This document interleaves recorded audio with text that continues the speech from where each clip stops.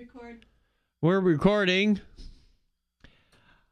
That means the people on YouTube will see this part, and we're going to stream. I love this new machine. It has no objections. And as soon as I say that, it'll start to object. No objections. Yeah. No objections. Then let's go and refresh our YouTube page. I mean, Facebook page. Facebook page. Yeah, find her. There it is. Hey, we're live. All right. Good, good. Did we get an alert? I don't know if I even get alerts. I don't know if you get alerts when you own the page. Share. I don't think I get them. Share add as my story. me. Share now with public. I didn't get to make a comment, but that's okay. Let's see what we get. Yeah, I never get any alerts when I create the announcement of, hey, Technorama on Sunday night to the hosts. Never find out who replies. I have to go keep looking. Never find out when we do this that it says, hey, Technorama is live. It says Craig shared. Mark Trubo might be going to the Technorama Rama pool party. Did you already post that? I posted that today. We made a date a week or two ago, and I finally sent out the invites on that. Should I send you an invite? Think you'll make it? I don't know. Mid-June? When is it? Mid-June? Come on, you got airline points to use. No, I don't. Yeah, 5. I got preferred status on 2 airlines at this point, American and Southwest. I flew once last year, and that was to Vegas. Maybe that could be our Patreon topic, is all about business travel. Sure. Okay, write that down so we don't forget in another hour, because we will forget. No, I won't forget that. All right, this is the pre-show. Welcome. Tell your friends. Share the post. Donna has joined. Neighbor's dog. Donna's watching on her phone. Oh, not anymore. Oh, she laughed.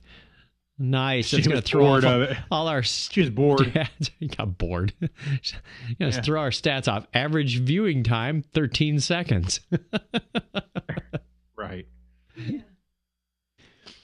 All right, then let us begin. Unless you have other business you want to share with the viewers. Nah, I'm just going to chit-chat about my son turning 17. You're an old man. Welcome to the world. I know. Seems like just yesterday I turned 50. Now he's turning 17. Why are we still waiting till 7:30 to record this? What? Why don't we record it an hour earlier and then you get to bed an hour earlier instead of going to bed at 11 p.m.? But I don't know. It's easier. Actually, it's a lot easier when everybody is going to bed, or they're already cashed out, and you're still paying the bills. Well, we have dinner with each other every night, or try to. So till 10:30? Not that late. It's 9:30. It's 9:30. It's always at 9:30 Eastern. We say that every week in the show. You'd think I'd remember after about 11 years. Who's the old man now? Getting old sucks. Could talk about hospital costs too, but we won't. Evan Small has joined. Hey, Evan. Evan's a karate instructor. I see. Why am I? He just had a birthday too, but I have no idea how old he turned because I'll always guess low. Because he's aged a few years since I left. Evan helped me with my bow staff thing, my form on my 3rd degree black belt test. I had a whole bunch of ideas, and he helped me glue them together into something that worked.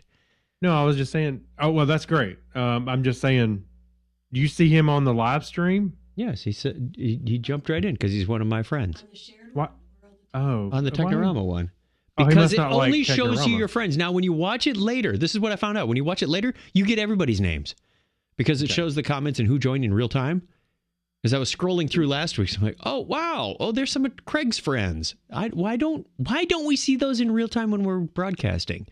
I would want it to show me just everybody who's watching the Technorama stream. Exactly. You should see how many people are viewing, and it's craziness. I tell you, it just Facebook streaming is messed up.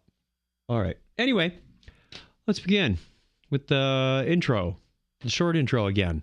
Here we go. All right, let's do it. In 5, 4. Technorama episode 558. Here we go.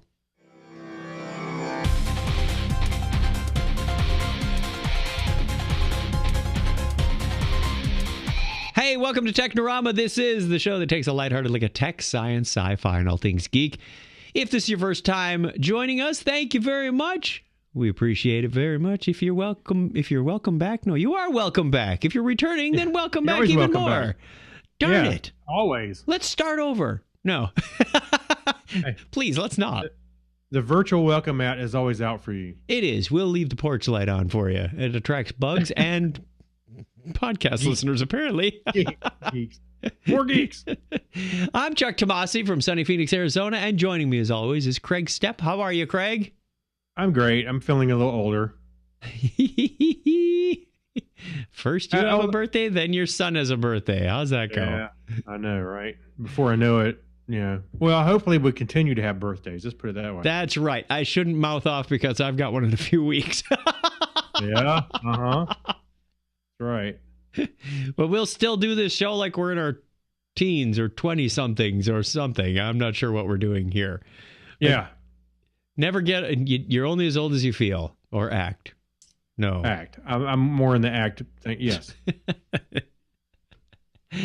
All right. We don't have any in-studio guests this time with us, so Mr. Brian Brown is not feeling on top of his game, so he's going to take it easy this evening. Perhaps he's watching from what about game is he playing then? Well, he's not playing the Technorama game, that's for sure. Okay.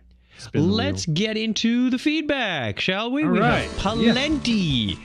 Oh, looks like we're singing this by ourselves. Letters. We got letters. And more letters. We love your letters. Put them in the corner. Got too many. Today. There's no collusion. Okay. These are subliminal letters. Oh, boy. We need a wall. Oh, look, I got a postcard from Russia.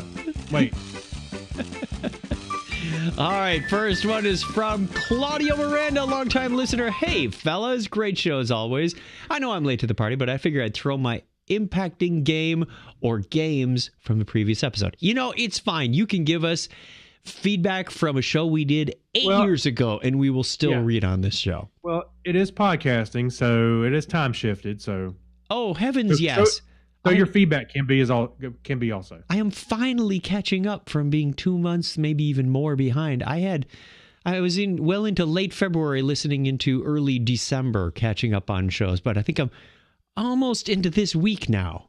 So, wow. I'm trying to get all caught up so I can make sure that I've got room for Clinton when he goes all podcast a day on us in April. I know. Well, you know, when we do the dog days of podcasting, and I try to listen to every one. Insane. Huh? It's insane. Yeah.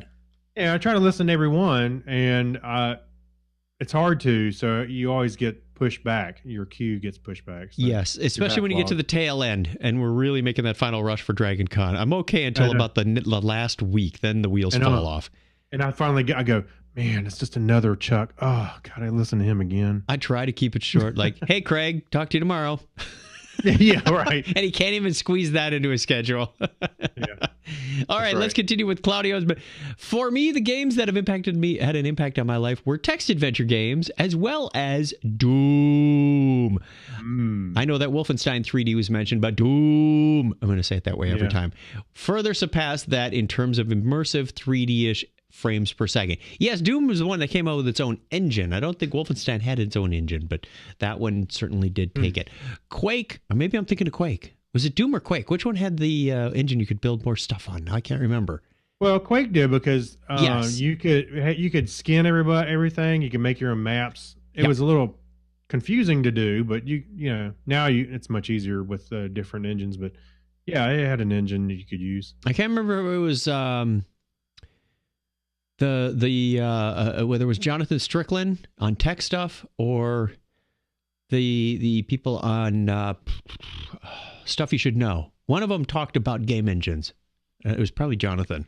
But Quake went even further than Doom, but giving you true 3D environment in frame perspective. The Retro Ahoy YouTube channel has some great documentaries on Doom and Quake, as well as Wolfenstein 3D. Check them out here. And he gives links, which we'll have in our show notes, available on our website at chuckchat.com/Technorama. There we go.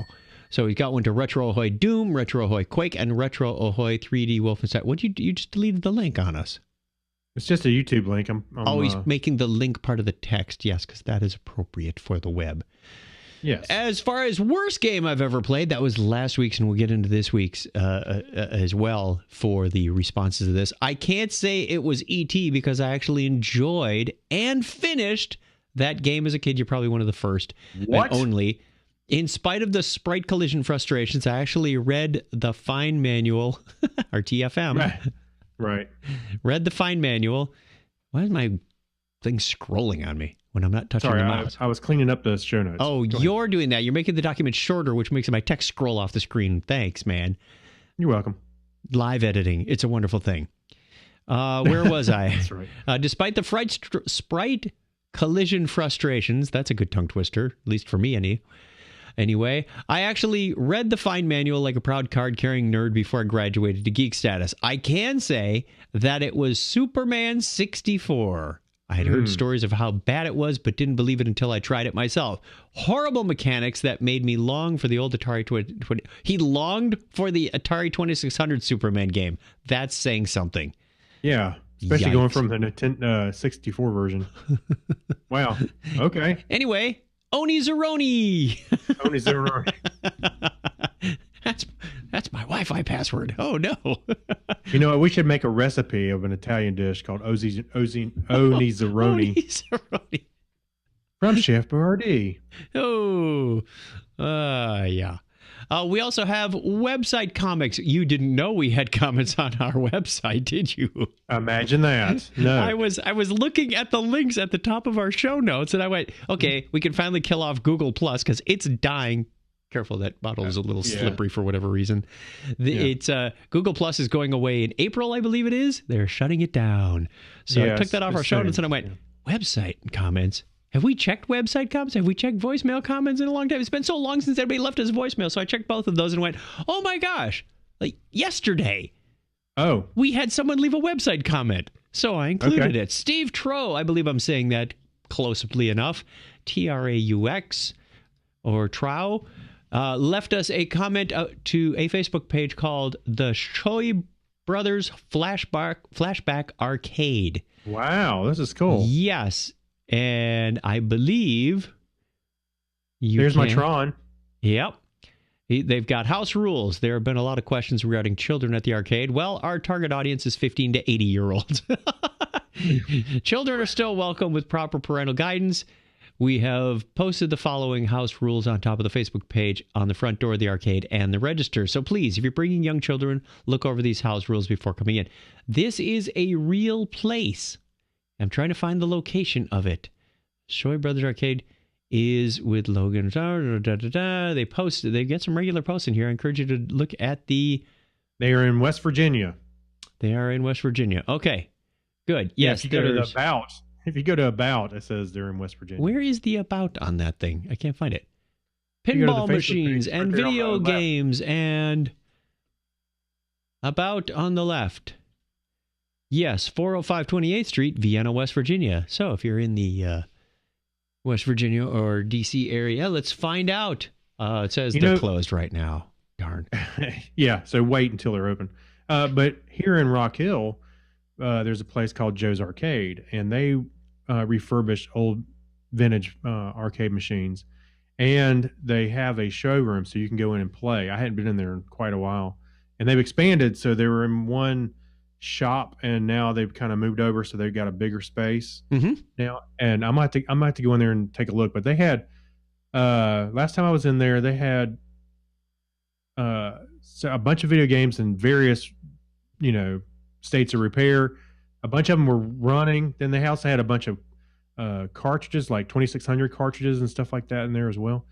So maybe I need to go back in there and take a look. They had some old record jukebox where the records were all in a like a bunk cake style, a carousel, yeah. Where the carousel where it would spin around. Yeah. They were kind enough to let me take a bunch of pictures of that, which was kind of fun. So anyway, we've seen and played some arcade games at Dragon Con as well. Yes, so a lot of fun. I'm ready to go play some more. I may be as well, but I've got some work to do first. We are insanely... So you can earn some quarters? Yeah. Yeah, I had my annual compensation review, and I made sure my boss threw in some quarters. Yeah. We get to our question of the week from last week. What was the worst video game you have ever played? And we got some great comments in here. Jack Jaffe just says Life. I didn't know there was a video game called Life. It sounds like an adaptation of the board game, but okay. Or an adaptation of his own personal life. Dale Critchley writes, E.T. for the 2600. We knew somebody was going to write that in. Yeah, I played it. Fell in a pit and somehow a flying alien couldn't get out. I feel honored to have had this part in history. That would be rather interesting. I played Superman, but I'd never played E.T.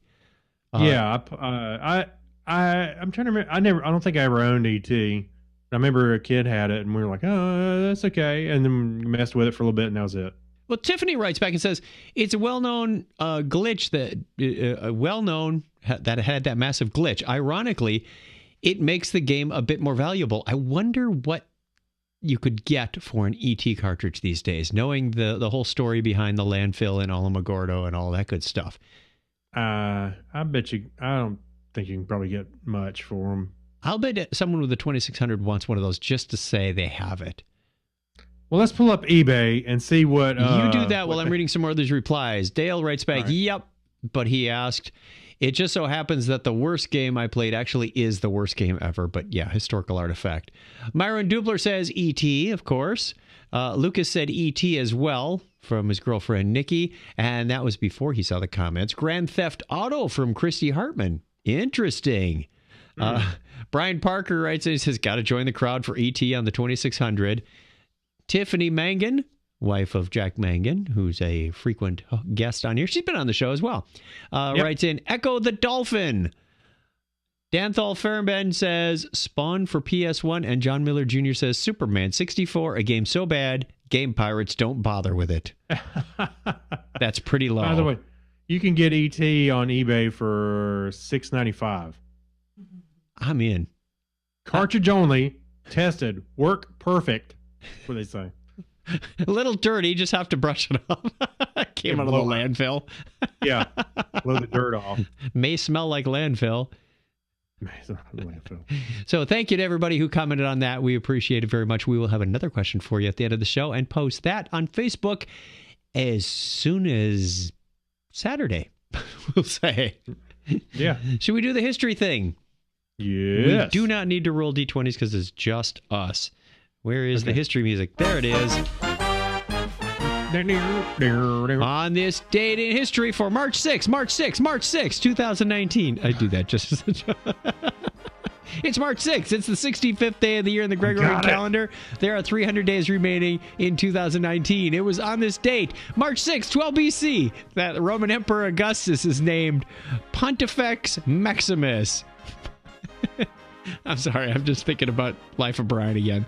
Incorporating the position into that of the emperor. I thought that was the name of a condom or something. Pontifex Maximus. Anyway, it was also... Yeah, no. It was 498 years ago today that Ferdinand Magellan arrives in Guam. All right. And he set up an air base there for the U.S. Wasn't that nice of him? Yeah, it was nice. The first joint secretary of the Royal Society, Henry Oldenburg, publishes the first issue of the Philosophical Transactions of the Royal Society, the world's longest-running scientific journal, on this date in 1665. It was also on this date in 1820 that the Missouri Compromise is signed into law by President James Monroe. The compromise allows Missouri to enter the Union as a slave state, bringing Maine into the Union as a free state, and makes the rest of the northern part of Louisiana Purchase territory slavery-free. I'm not sure that's a good compromise, but it happened. We'll go with it. Sounds very complicated, to be honest with you. Dmitry Mendeleev, struggle over that one, presents his first periodic table to the Russian Chemical Society on this date in 1869. I wonder how many elements were on that first periodic table. 3. Hydrogen, helium, and I forgot lead. Oxygen. We're all going to die. Yeah, that's right. It was on this date in 1899 that Bayer registers aspirin as a trademark. And we're all glad of it. At least my heart is, and so is my cardiologist. It was 76 years ago today that Norman Rockwell published Freedom from Want in the Saturday Evening Post.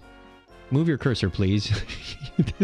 Who, mine? With a matching essay by Carlos Bulasan as part of the Four Freedom series. See, watch what happens when I put my cursor there. You kind of get a little flag that gets in the way. Oh, sorry. Gotcha. Move your cursor. Yeah.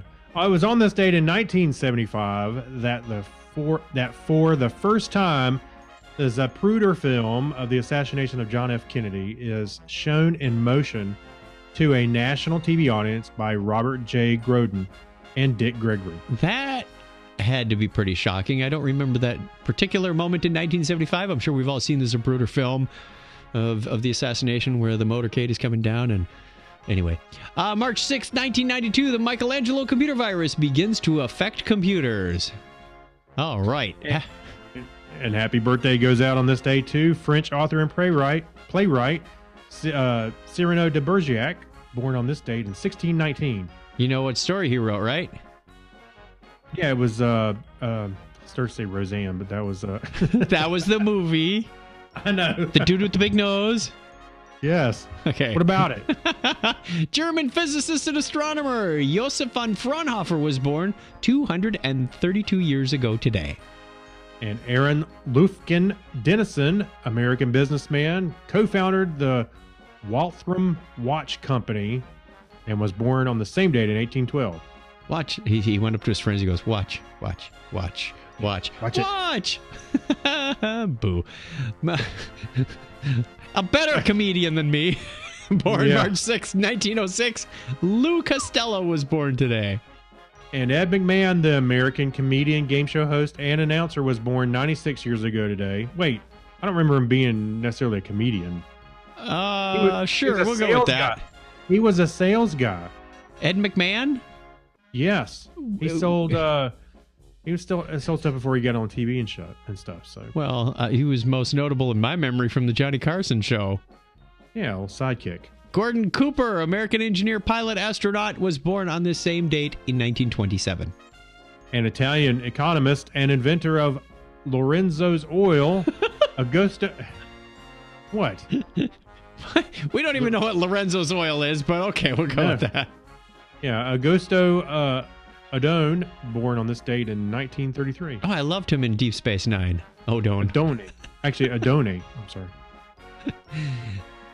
American lawyer and politician, second mayor of the District of Columbia, Marion Barry. Wasn't that Chuck Berry's brother from Back to the Future? Marvin. Yes. Oh, that was Marvin. Yes, Marvin Barry. It was born 83 years ago today. Russian general pilot and astronaut Valentina Tereshkova is 82 today. Hey, that was one of your better Russian names. Yeah. Adam Osborne, Thai Indian engineer and businessman. He founded the Osborne Computer Company, and he was born on that same day in 1939. And also born on that same date in 1947, American actor, director, producer, and activist Rob Reiner. Yes. English singer-songwriter Kiki Dee was born on this date in 1947. You remember what song she was noted for, right? Think so. Well, she did the one with Elton John. Don't go breaking my heart. Oh, yeah. Right. I know she had a singing career of her own, but I don't remember any of Kiki Dee's songs. Is the music over already? It is. Yeah. Darn it. We'll do the birthdays outside the frame. No, we'll get them. I'm just moving them around. They were in the wrong place. Oh. That's the way it was on this date in history of March 6, 2019. Let's do the listener birthdays anyway. March 7th, Ben Maddox, a.k.a. Captain Root Beer. Caleb from Dancing with Elephants has got to be about 24 now. I think he was 2 when the podcast started. He's on March 7th also. March 8th is Ali Zain Youssef, a.k.a. Super L, 1394. Isn't 1384 the Firewire spec? Something like that. That also happens to be one of the idea of one of my speaking sessions at our conference. I have 1384, 85, and 86, just to be careful, because 85 is more than 1384. March 8th is also BJ Kiefer, a.k.a. BJK. It's almost 3 of the letters from my license plate. Andy Helsby of Absablog in Luthli is March 11th. Also on March 11th is Ken Kitzman, a.k.a. KitzKen. For a minute, I thought that said kitchen. If you want to get your name on the birthday calendar, go over to chuckchat.com/wiki, add it, and we will give you a shout out at the appropriate time of year. If it's your birthday and you're not on the calendar this week, well, happy birthday to you anyway. We wish you all the best and hope to give you a shout out next year at this time. Just go over to chuckchat.com/wiki. And wait for us. And yeah, tune in again this time. Same bat channel, same bat next year. Yeah. We have some news. We have some good space news, everyone. Let's see if we have anything close to that. No, so we'll go with this. Good news, everyone! Okay. We just got an insane photo from Japan's spacecraft, the one that was landing on an asteroid. So Japan's space agency pulled off something awesome this week. Its spacecraft Hayabusa 2 touched down on asteroid Ryugu, collected a sample, and jumped off again. To remember this, we now have an epic photo from Ryugu's surface potentially showing marks of the historic encounter. Hayabusa 2 and actually arrived on Ryugu in June of last year, because June was the middle of last year, and dropped a pair of tiny cookie tin-sized rovers to explore the asteroid in September. Because they're so small and the terrain is so rough, these rovers get around by hopping across the ground. But the spacecraft didn't just go down and drop rovers. The most exciting part of Hayabusa 2's mission is this: to bring an asteroid sample back to Earth. That's cool. Here's how you get a sample from an asteroid. On February 22nd, Hayabusa 2 made its first touchdown on the surface of Ryugu and fired a bullet at it. Pew! Oh, you shot me in the asteroid. Yep. It shot a tantalum bullet at a velocity of 300 meters per second, or 984 feet per second, into the surface of the asteroid. This impact kicked up material that hopefully made its way into Hayabusa 2's waiting collection canister. In all, the encounter took less than a minute. The new image was taken 1 minute after touchdown, when the spacecraft had already bounced off the asteroid and was looking back from an altitude of about 25 meters or 82 feet. This picture that we had on the screen shows the spacecraft's shadow as it ascends, along with the mysterious marks on the landing surface, and had nothing been there before touchdown. There's a helpful mark on this image.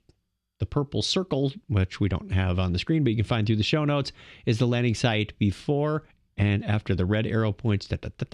So go check it out. Very cool picture. It almost looks like the... are those solar panels? What is it? There's like 6 pads and then a center pad. Interesting. Oh, yeah. I think the ship is actually in the middle, and it looks like, solar panels on the side.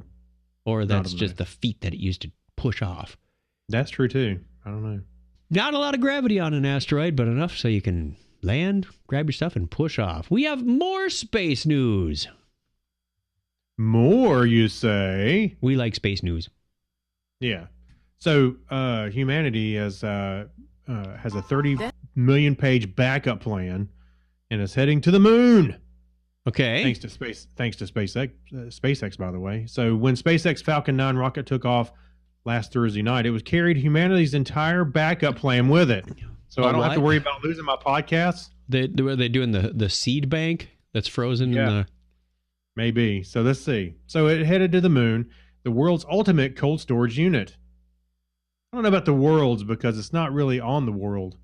It's our world. It belongs to our world. That's true. Mars hasn't claimed it yet.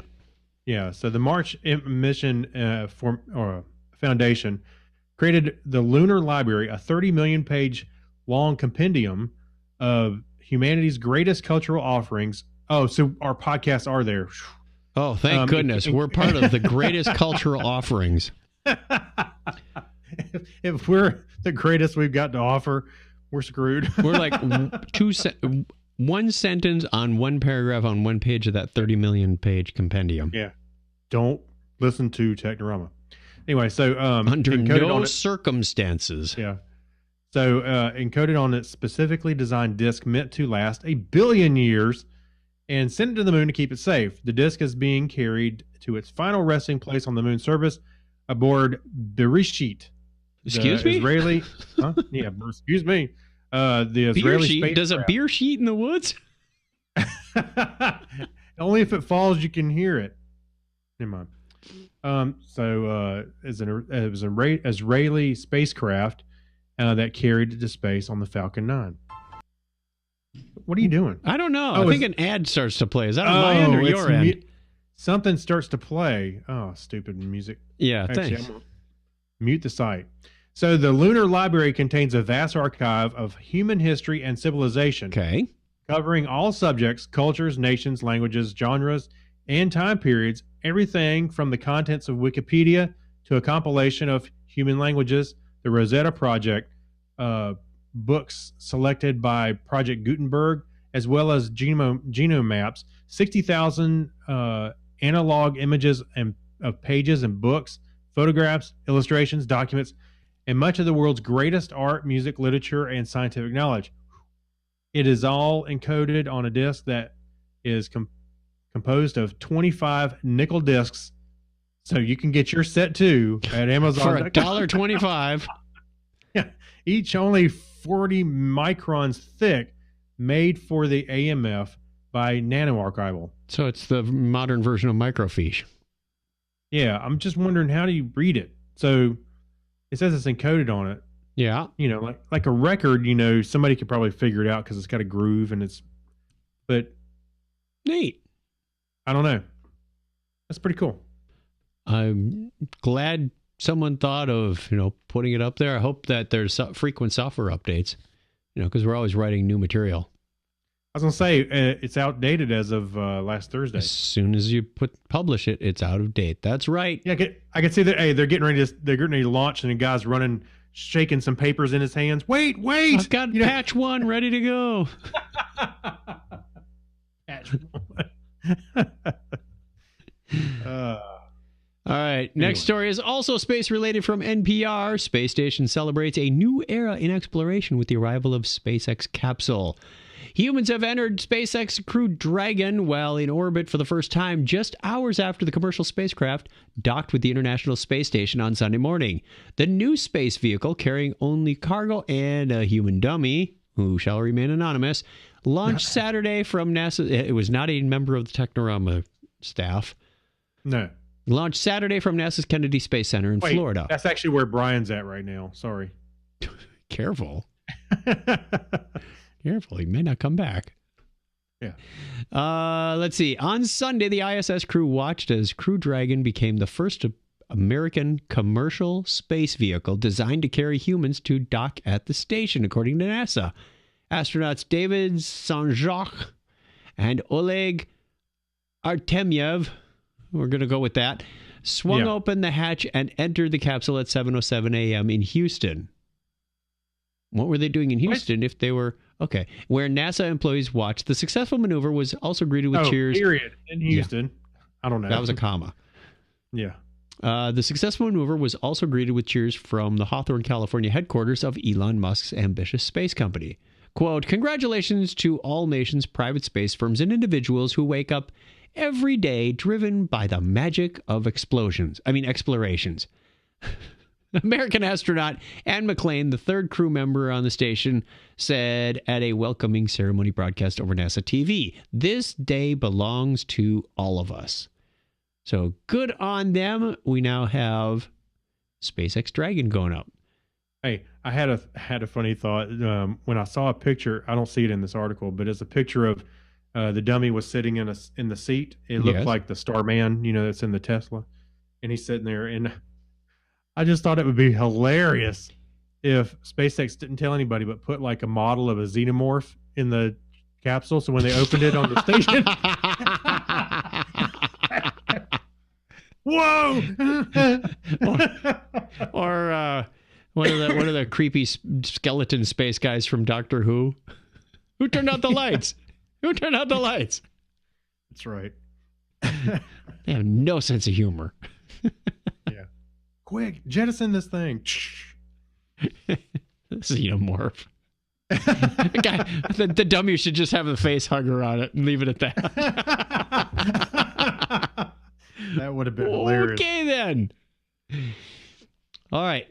We were taking a quick break. Yes, we are taking a quick break. It's the 30-minute mark. So we'll be right back with the Hacks and Strange stories and a whole bunch of other stuff. So stick around. Don't want to miss it.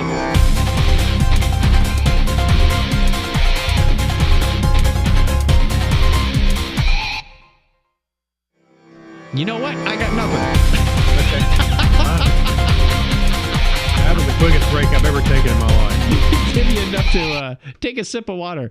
I just realized the soundboard, I didn't line up any audio clips. Oh, that's all right. It took about 15 seconds, and I just didn't do it before the show started. We should just reenact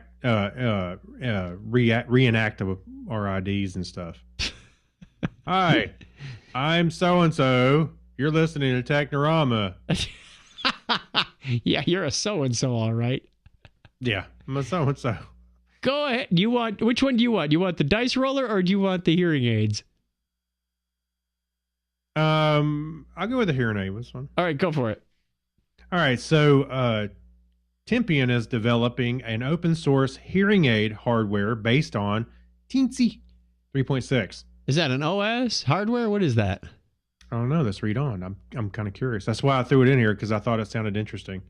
So the benefits of, because I love open source, and I think it has a great place in this world. Obviously, it's made changes to everybody, the internet experience that you see every day in and day out. So anyway, the benefits of open source software and hardware far exceed simple costs and savings for consumers. Sure, from consumer perspective, open source software usually means free, as in free from cash. But it also often provides a quality improvement through community development. Corporations can benefit from it, from that, in order to reduce their costs in research and whatnot, in exchange for sharing their own research. Now, Tempian is taking advantage of that ethos to bring better hearing aid technology to the market. If you're not hard of hearing and haven't used hearing aids, then you may not even be aware that there have been advancements to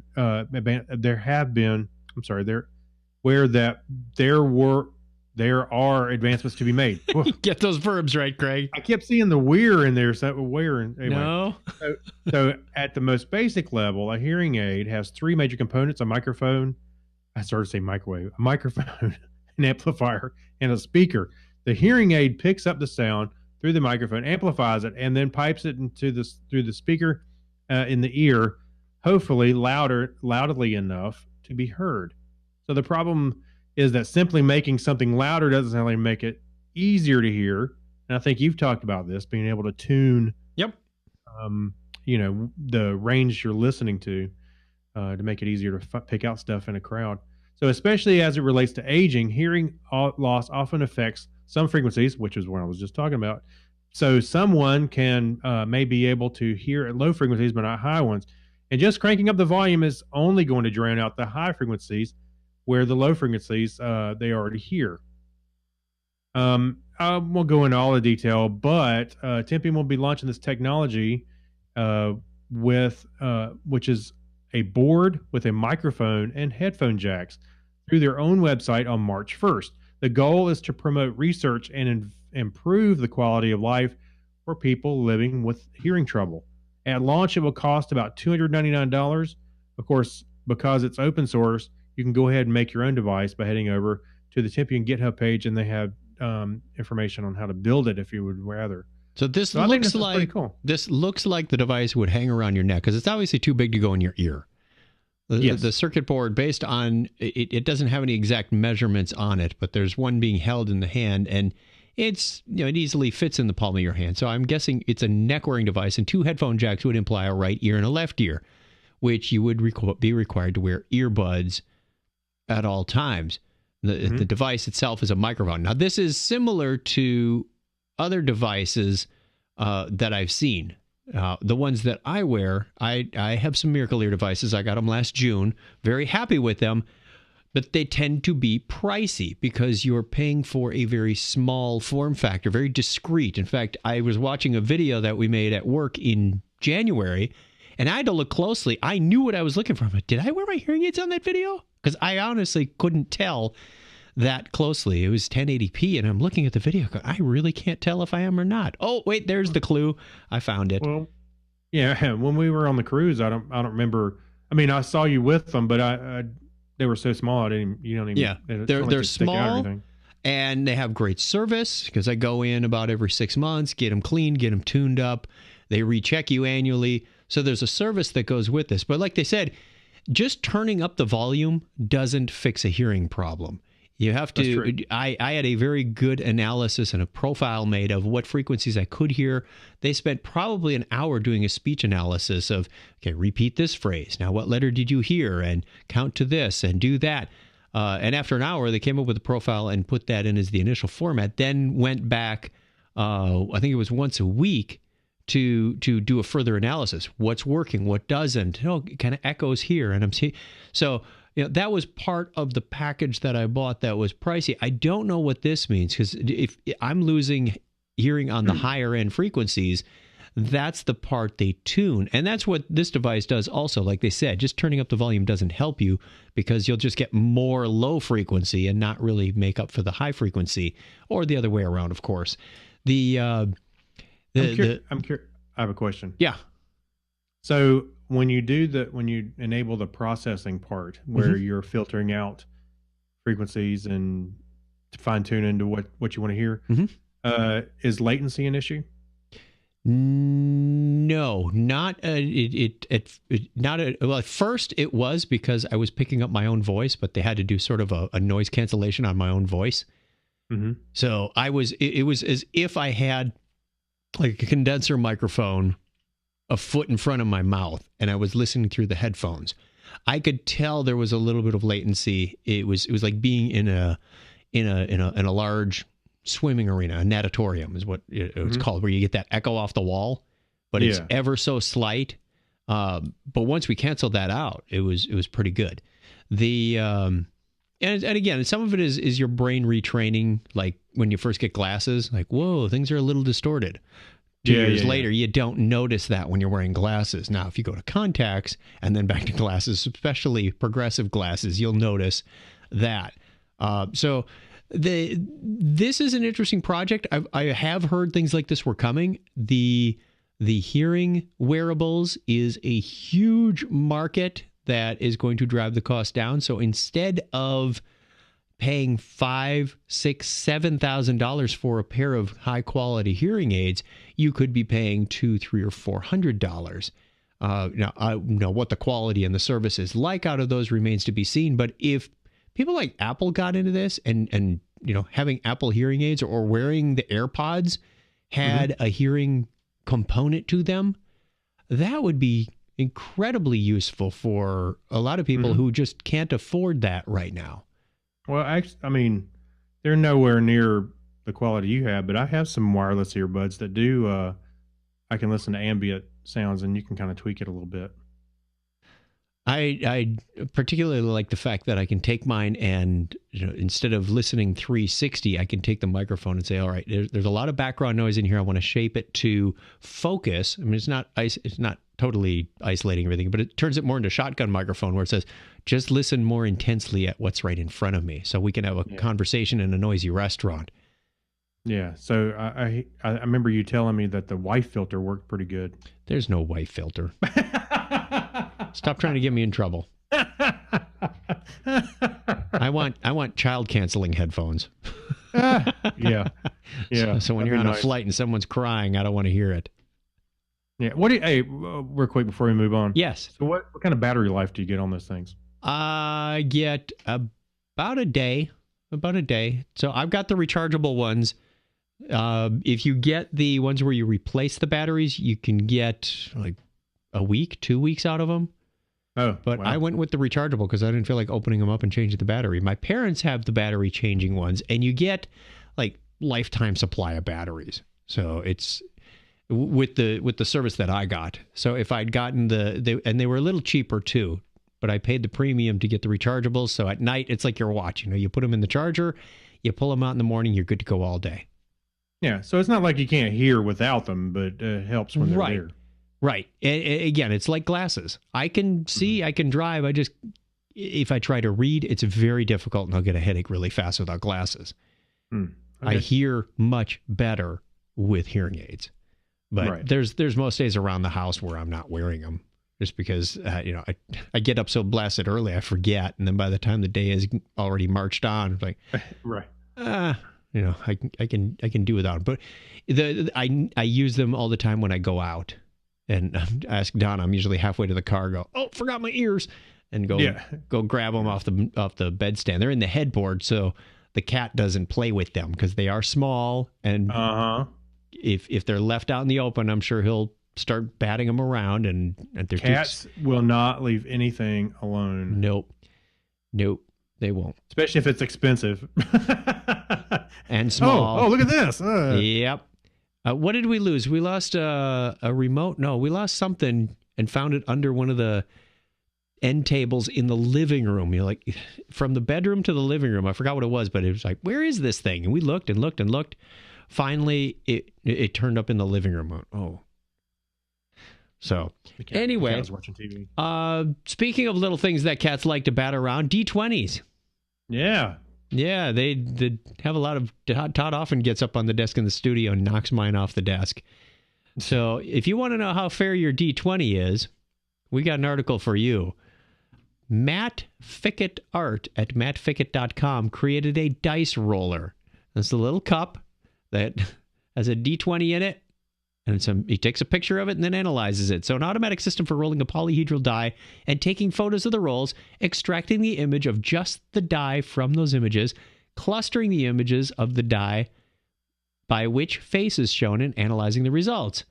He says, I was inspired in part by the Awesome Dice Blog's 2012 post comparing D20 fairness between two manufacturers. Christopher Galpin in 2014 links to a number of other interesting analyses. John Kern in 2006 does Bayesian analysis for Pass the Pigs. They rolled... Didn't Pass the Pigs used to be called Pigmania? Where you rolled the pigs? Anyway, they rolled and tallied by hand. So he came up with a device that rolls it, and he's got the GitHub information in here as well, just like the last one. And charts and charts and charts on this article. Oh my gosh. He rolled how many, not just, did you get a 1, did you get a 20? He went through manufacturers. He went by color. He went by, he's got the Whiz Dice yellow. He's got standard deviation. There's copper, steel. Yes, by material. He goes by how many rolls, 100 to 150 rolls. And there are some interesting anomalies in here if you scroll through the charts. We're just showing one on the screen right now. But I thought we'd do an analysis of our own. He did analyze the Chessex dice, which I think all of mine are Chessex at this point. Some of them came out of the seconds bin because they're discolored. But I'm going to grab mine. Hold on. I think yours are Chessex also. No, yours are in a tube. Chessex usually come in the little clear cylinders. Yeah, these are from eons ago. Let's see. These are from... See if yours are on the chart. Are they Whiz Dice? No. I thought we would do a little analysis of our own. So I made a bar chart that showed I did some analysis on the rolls that we do on this show. Because we often roll for playing On This Day in History. Yep. And based on that data, I put together a close analysis of what Chuck rolls, what Craig rolls, and what Brian rolls. Craig, you're going to have to wait a second to see it on the screen on Facebook. But apparently I can't roll anything past about an 8. Most of mine are in the 1 to 4 range. Wait, how did you... Whoa, you went back and listened to our shows? Craig, use your imagination. Oh. How much analysis do you think I actually did for this show? Just making the graph. Yeah, pretty much. Okay. Brian rolls anything from 5 to 19 with his strong suit between 10 and 18, and Craig never seems to roll anything below about a 13. So, where these roll. In fact, let's test this theory now, just between Craig and I. Pick your favorite die and give it a roll. A 20. Not favorite, just do a 20. Yeah. Do a D20. What'd you get? There you go. 19. 2. Need I say more? Yep.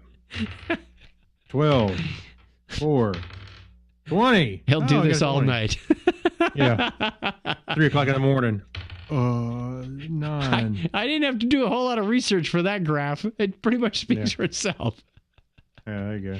Hey, shout out to the chat room that we've got. We've got a lot of people that are showing up, popping in, popping out. We mentioned Evan Small at the top of the show. John Miller Jr. was here. Ralph Wangler from the cruise, the Star Trek cruise. Yes, he was there. Clinton Elvard, our co-host on The Topic is Trek. There it is. Yes. Is also joining us tonight. Glenn Bradley. Glenn Bradley? We also met him on the cruise. Did we? He was the one guy who just stopped and said, "Service now." And I turned around and went, "Whoa." Oh, yeah. Good to see you, man. I see Mark Truble. I see somebody that knows you from Wisconsin, Robert Larson. Yes, Bob Larson, an old high school buddy. I was just thinking about him. I had a memory. I can't remember what it was. I meant to say, "Hey, Bob, remember when we used to do this?" And I can't remember what it was. It was, I'll think of it. It was something that was unique to just me and Bob. And now I can't remember what it was. Well, think about that for a second. We got Mike Robinson. Yep. My Mark buddy Truble? Jason Jones. Yeah, Jason Jones showed up. Of course, John Miller Jr. I think you already called him out. Thank you, everybody, for joining us. You can join us live Sundays at 9:30 when we're on here. If you subscribe to the Technorama page or you follow one of us, we're going to share it. Hey. You'll get a little announcement. If we didn't call you out, sorry, because Facebook doesn't show us everybody. Facebook's It's weird. kind of weird. Facebook is weird. Stupid Facebook. So thank you for joining us. But they don't have problems sharing data with every other person in the planet, and they can't share who's watching my video with me. The other weird thing is when you watch it later, you get all the names. Uh-huh. It's very bizarre. Let's do the Patreon We'll come thing. back and let you know. We have some other things we need to thank people for, and that is being a Patreon patron. We have a record number of people now contributing to this show, and in our undying thanks, we give them a shout out on the show, and we also give them extra content that is only available to them. So let us begin the roll call. Kyle Nishioka. We could probably put a bell in there. Here, we'll do the Mario coins. There you go. Yeah. There you go. Yeah, more appropriate. I thought the Mario coin was for Donna, our super video engineer. Abner Braverman. Ben Vaughn. The coin can't keep up. Mike Wills. Mega Podtastic. Night King Studios. Gary Lindros. Yeah. Thank you very much. John Clifford. Leon. John Noble. John Noble. Oh, that John Noble?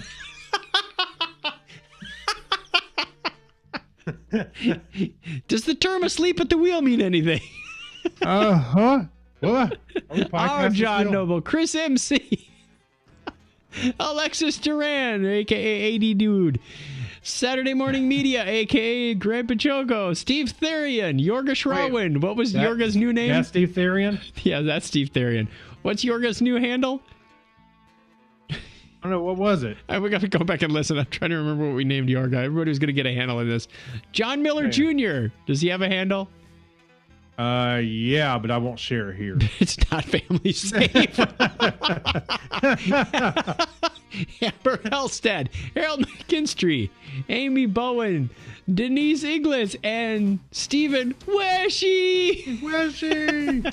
Thank you very much. If you want to become a patron, go over to patreon.com/Technorama Podcast for as little as $1 a show. And if we don't produce a show, you don't pay. That's the best part. That's right. But hopefully it doesn't come to that. But I know we take vacations and have work things that interrupt from time to time. Hey, by the way, yes, there will be no show next week. Why not? I'm out of town. Oh man, maybe. What if I find a guest? What if Brian and I want to do it? You know what? I will not be here next week. If you want to continue in my stead, sure. You know how much extra work it is when you're not around? Yes. I think I'm going to take the week off. Yeah. That's right. You do the lion's share of work on this show, and it certainly has proven true this week. And we all have our assigned jobs. We do our part. Apparently, I just show up and smile. Yeah. That's what it is. Thank you very much for that. And before the song wears out, I don't think we've gotten this far into the song before. It's a good song. No. Yeah. Oh, well. I didn't know that was in there. 24 seconds left. Let's just play it out. It's a good song. Because our Patreon people deserve it.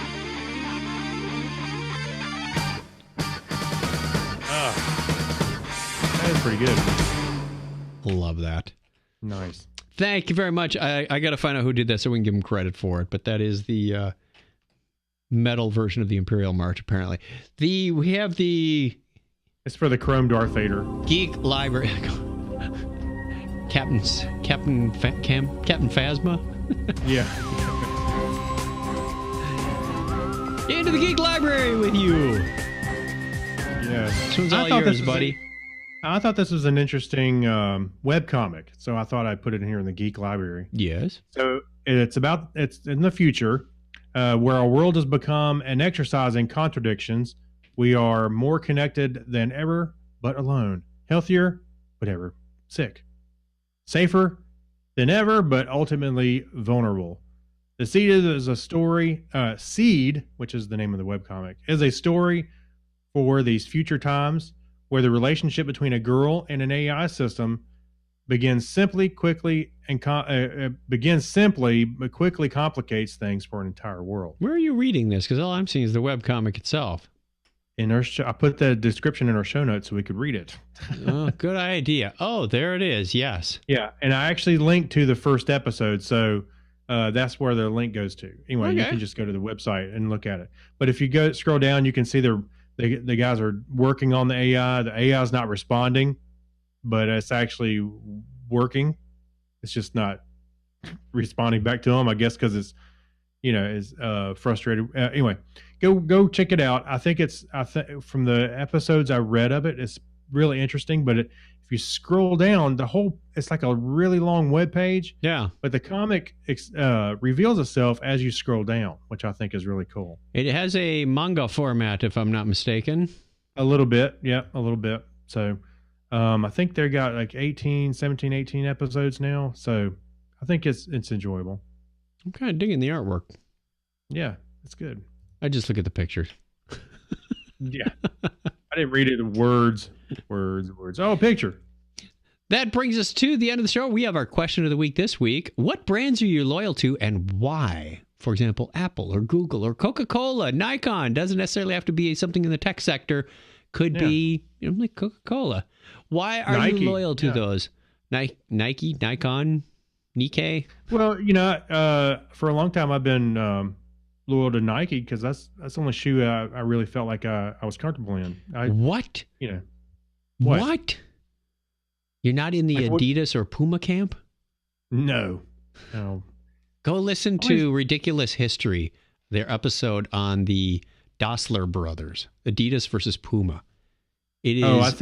It is a great story. I think I read about that, or I heard. I listened to that, or something. I vaguely remember, but I'm just curious. I mean, obviously, with computers, there's the big Apple and Windows camp kind of thing. So, Mac or PC. A brand has to earn my trust and loyalty, and when I am loyal, I am fiercely loyal. But when I am opposed, I am fiercely opposed. Well, I'm with you. I mean, I like Google. I know they're not perfect, but I've gotten a lot of value out of the products that they've used over the years. And anytime they announce something, I'm like, where do I sign up? I'm going to go sign up for it. Nikon, up until just recently, that's the only camera I really shot digitally for 12 years, 15, maybe. Well, I'm sorry, back up, 12, more like 17 years. So, what was your first camera? What was the first camera you ever held in your hand and took a picture with? Digital or any camera? Was my mom and dad's Minolta. Okay, 35 millimeter. It's a 35 millimeter. Yep. As a matter of fact, I bought an adapter. I can use the lenses that I owned or I have on that camera on my new digital camera, which is neat. So 45-year-old lenses I'm using today. But Minolta, it was actually mom and dad's camera, and I shot some pictures with it. But as far as digital goes, my first one was an Olympus. Kim got me. It was like a 1 megapixel, which is funny by today's standards, but it did really well. It was at least a good starter camera, and I used it a lot. And then I got a Nikon, and that was just it. I love the feel, the grip on it. I was very comfortable with it, even as they had new models. Mm-hmm. Everything was very familiar. You know, of course, they added new features that weren't on the previous model, but the menu system, the way it feels, the stuff working with it just worked for me. So nice. But now I'm in a Sony camp. For cameras? Yes. Because you're shooting the smaller format ones. You're not doing DSLRs on the Sonys. Oh no. Right. No. I got a full frame Sony A7 III now. Nice. Yes. Alrighty. I'm serious, man. You're a Sony cameraman. I don't know about necessarily Sony across the board for product loyalty on the whole thing. Hey, I gotta tell you though, I know we're talking about photography, but you got to try the manual lenses on the digital camera. It's fun. It's a little work, but it's fun. I haven't used a digital camera in at least 2 or 3 years. That's not true. The camera's on my phone. Chuck. The phone. Aside from the phone. Okay. I haven't used a dedicated digital camera in about 2 or 3 years because the camera phones have just, it's A, it's a lot more portable, and B, the quality is caught up. As far as I'm concerned, I don't have any need to invest, another $1,000 in a camera that does just camera. And then once you take the picture, I know there's things like the not a MiFi, what's it called? The like the SD card that you've got. Oh, the iFi, those old iFi. Yeah, I know what you're talking about. There's ways to get it off the camera, but normally you take your pictures and you still got to transfer them. Not now. Actually, not now. You'd be surprised how easy it is. Your phone I can wire it up with not wired up, but through Bluetooth, and the camera has Wi-Fi on it. So whenever it goes to transfer pictures, it'll do it through Wi-Fi to my phone. But that's just it. Why not just take the picture with your phone? Because there's a lot of I can't use my old Minolta lenses on my phone. I realize that, but I don't need lenses on my phone. That's probably getting into a Patreon discussion topic now. I know what we're talking about tonight. No, we already had a topic. We'll get into that. Maybe that'll work its way into the topic, because we always start with one and wander wherever it goes. All right. Thank you very much, everybody, for joining us. We appreciate it very much that you have taken time out of your busy schedule and shared it with us. Thank you for everybody who joined us on the live stream on Facebook. We also post this to YouTube. You can find us at YouTube Technorama Podcast. Just search for that. You'll find us there. 558 shows. That's pretty amazing. We're coming up on our 14-year anniversary. That's dinosaurs in the podcast world. Not too many podcasts have been around that long, and we are happy to be able to do that. We're happy to be of service to you. If you want to leave us a comment about, worst video game ever, or what was our question this week? Brands you're loyal to? 707-530-2428. We'll play it on the show, or we'll ask you next week on the social networks and get your responses on here as well, whether or not you know it or not.